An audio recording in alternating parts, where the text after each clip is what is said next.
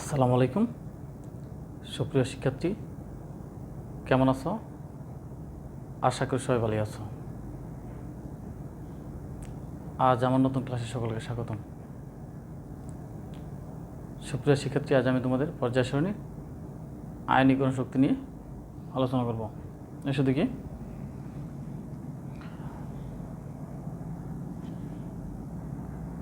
দেখো, সোডিয়ামের পারমাণবিক সংখ্যা, সোডিয়াম এর পারমাণবিক সংখ্যা কত? 11। সোডিয়ামের ইলেকট্রন বিন্যাস করলে হবে কত? 281। তার মানে প্রথম শেলে 2টি, দ্বিতীয় শেলে 8টি, তৃতীয় শেলে কি 1টি ইলেকট্রন থাকবে। যেমন সোডিয়াম প্রথম শেলে 2টি, 1 2 3 4 5 6 7 8।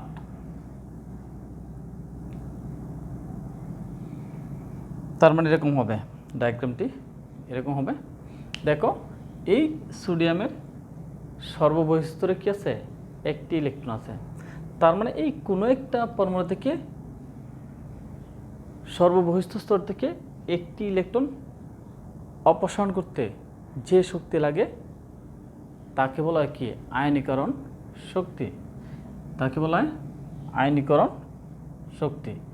তার মানে এই একটি পরমাণু সরাই দিতে, তার মানে একটি ইলেকট্রন সরাই দিতে যে শক্তি লাগে, তার মানে এই ইলেকট্রন যখন সরে যাবে, যেমন সোডিয়ামের যখন এই একটি ইলেকট্রন কি যাবে?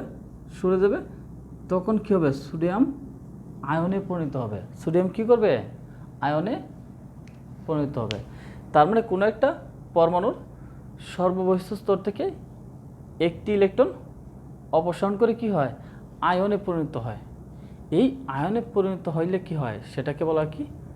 আয়নীকরণ শক্তি। এবার এসো তুমি বইয়ের সংজ্ঞায়। গ্যাসীয় অবস্থায় কোনো মৌলের 1 মোল পরমাণু থেকে, তার মানে এই গ্যাসীয় অবস্থায় কোনো মৌলের 1 মোল গ্যাসীয় পরমাণু থেকে 1 মোল ইলেকট্রন, তার মানে গ্যাসীয় পরমাণুর 1 মোল থেকে 1 মোল ইলেকট্রন অপসারণ করে 1 মোল ধনাত্মক আধানে পরিণত হতে যে শক্তি লাগে তাকে বলা কি? আয়নীকরণ শক্তি। তার মানে আমরা 1 মোল বলতে কি বুঝি? তোমরা মোলের অধ্যায় দেখলে বুঝতে পারবে যে 1 মোল মানে কি? 6.023 10⁻23 1 মোল। তার মানে এই গ্যাসীয় অবস্থা মানে কি? এই আমরা কি জানি? একটা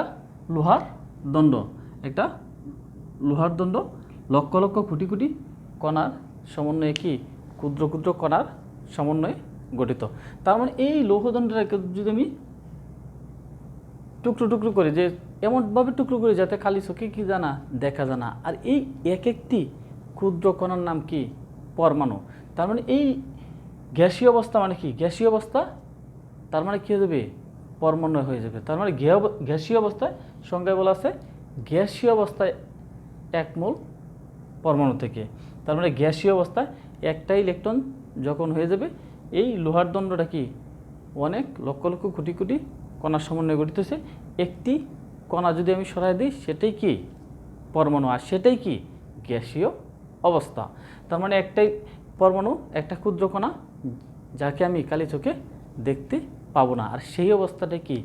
গ্যাসীয় অবস্থা। যেমন গ্যাসীয় অবস্থা, আমরা যখন পানিকে তাপ দিই তখন পানি কী হয়? বাষ্পে পরিণত হয়। যদি পানির ঘনত্ব বেশি থাকে তখন সেই বাষ্পটাকে আমরা কি? দেখতে পাবো না, হয় কি? দেখতে পাবো না। তার মানে এটি কি? গ্যাসীয় অবস্থা। গ্যাসীয় অবস্থা বলার মানে কি? তার মানে এই কারণে বলেছি একটি পরমাণু, তার মানে কি? পরমাণুর কথাটি এই কারণেই আসছে, গ্যাসীয় অবস্থায় একটি ইলেকট্রন সরাই লাগবো। তার মানে গ্যাসীয় অবস্থা 1 মোল পরমাণু থেকে, এই জন্য বলছে পরমাণু মানে কি? একটি ক্ষুদ্র কণা যেটাকে আমরা কালি চোখে দেখতে পাবো না, হয়তো ঘনত্ব বেশি হলে কালি চোখে দেখতে পাবো। তার মানে আয়নীকরণ শক্তি, এই আয়নীকরণ শক্তি কী হয়, আয়নে পরিণত হওয়াকে বলা কি আয়নীকরণ শক্তি। আমরা কি জানি এই পর্যায় সারণী যখন বাম দিক থেকে ডান দিকে যায় তখন কি হয়, আয়নীকরণ শক্তি বৃদ্ধি পায়। কিভাবে বৃদ্ধি পায় আমরা জানি কি, এই পর্যায় সারণীর বাম দিক থেকে ডান দিকে গেলে কি হয়, পরমাণুর আকার হ্রাস পায়। যেমন সোডিয়ামের যদি আলোচনা করি, কয়টা, তিনটা স্তর আছে। পরবর্তী কি আছে, সোডিয়ামের পরবর্তী কি আছে, ম্যাগনেসিয়াম কি আছে, এরকম 3টি স্তর আছে।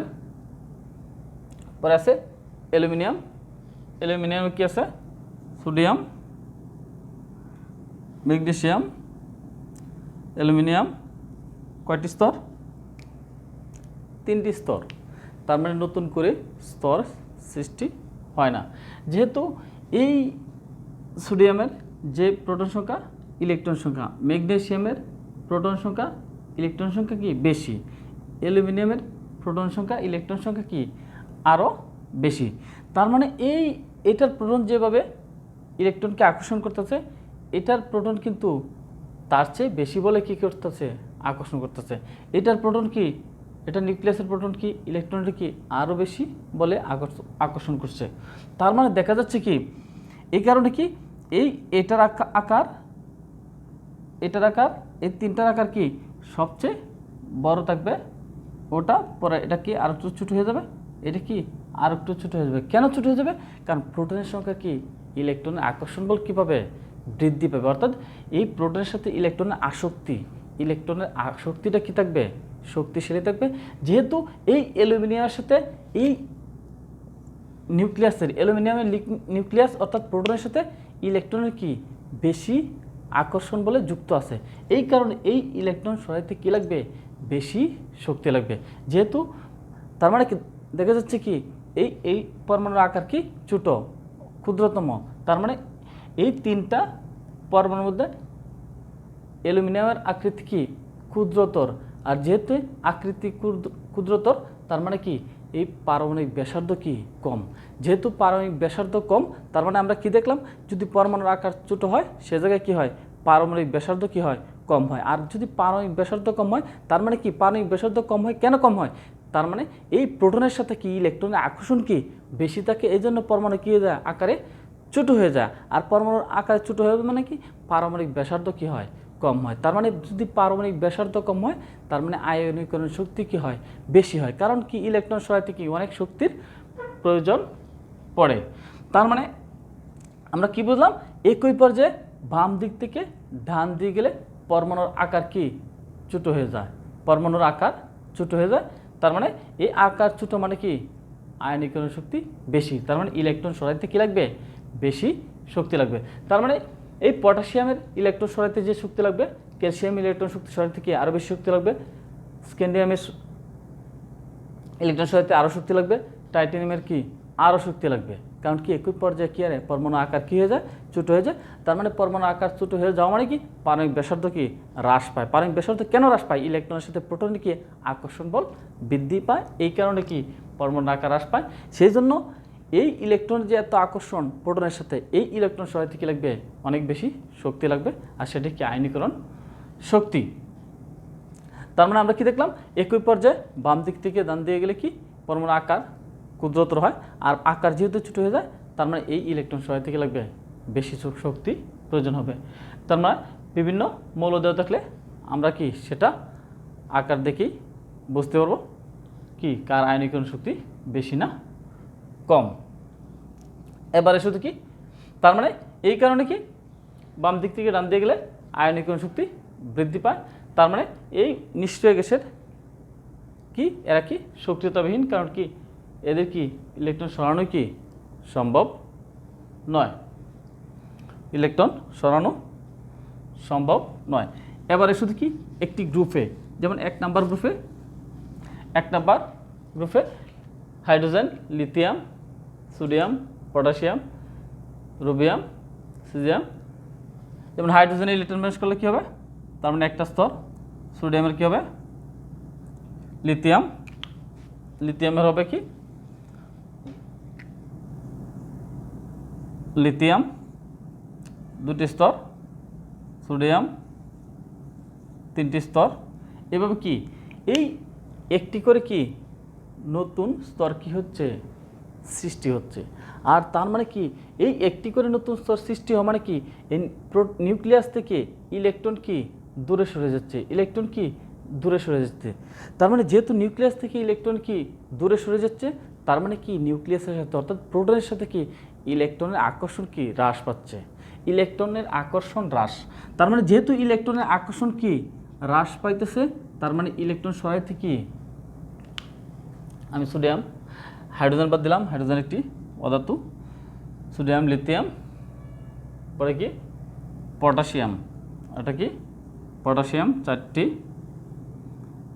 1 2 3 4 4টি স্তর পটাশিয়াম।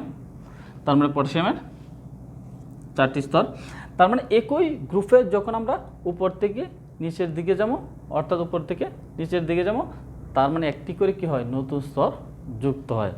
এই কারণে কি বোঝা যাচ্ছে কি যেহেতু নতুন স্তর যুক্ত হচ্ছে, সেই কারণে কি পারমাণবিক ব্যাসার্ধ কমছে না বাড়ছে, কি হচ্ছে বাড়ছে। তার মানে পারমাণবিক ব্যাসার্ধ বাড়ছে।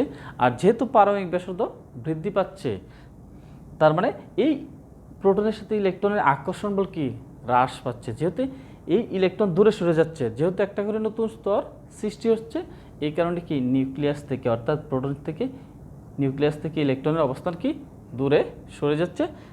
এই কারণে কি ইলেকট্রনের সাথে কি প্রোটনের কি আকর্ষণ বল কি থাকবে দুর্বল থাকবে। এই কারণে সর্ববহিস্থ স্তরে ইলেকট্রন সরাইতে কি লাগবে বেশি শক্তি লাগবে না, অর্থাৎ ইলেকট্রন অতি সহজে কি যাবে সরানো যাবে, ইলেকট্রন অতি সহজে সরানো যাবে। তার মানে যেহেতু ইলেকট্রন অতি সহজে সরানো যাবে, তার মানে যে সকল মৌলের ইলেকট্রন অতি সহজে সরানো যায় তাদের আয়নীকরণ শক্তি কম, আর যাদের আয়নীকরণ শক্তি কম তাদের কি সক্রিয়তা বেশি। তার মানে এই জন্য ধাতুগুলার নিচের দিকেরগুলার সক্রিয়তা কি বেশি, উপরের দিকের সক্রিয়তা কি কম।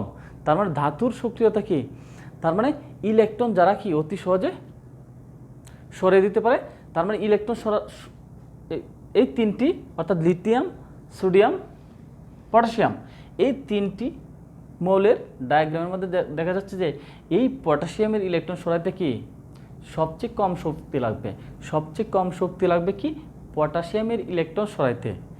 আর এই কারণে কি এই 3টির মধ্যে কি এই পটাশিয়ামের আয়নীকরণ শক্তি কম। আর যেহেতু পটাশিয়ামের আয়নীকরণ শক্তি কম, তার মানে পটাশিয়ামের সক্রিয়তা কি বেশি। তার মানে লিথিয়াম সোডিয়াম পটাশিয়াম এই 3টির মধ্যে কি পটাশিয়ামের সক্রিয়তা বেশি। কেন সক্রিয়তা বেশি, এর কি আয়নীকরণ শক্তি কম। তার মানে এই কারণে 1 নম্বর গ্রুপের ক্ষার ধাতুগুলোর মধ্যে কি এই নিচের দিকের সক্রিয়তা বেশি। কেন বেশি, এদের কি আয়নীকরণ শক্তি কম। আয়নীকরণ শক্তি কম মানে কি সক্রিয়তা বেশি।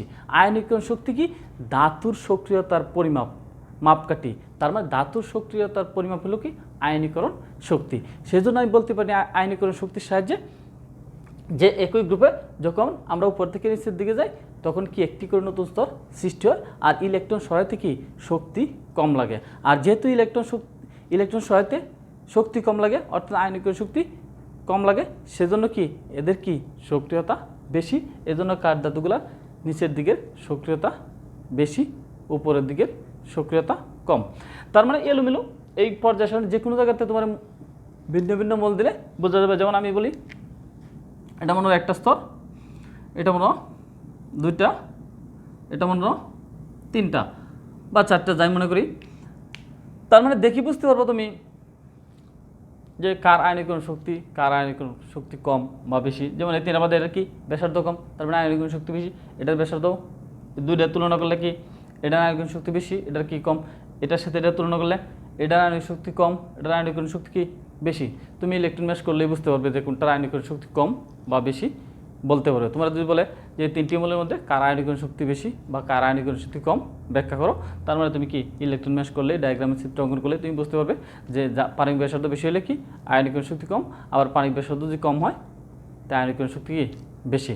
আর যার পারমাণবিক ব্যাসার্ধ কম তার কি ইলেকট্রন সহায়তা কি লাগবে বেশি শক্তি লাগবে, আর যার পারমাণবিক ব্যাসার্ধ বেশি তার ইলেকট্রন সহায়তা কি কম শক্তি লাগবে। তার মানে আয়নীকরণ শক্তি কম। সুপ্রিয় শিক্ষার্থী, পরবর্তী ক্লাসে আবার তোমাদের সাথে দেখা হবে।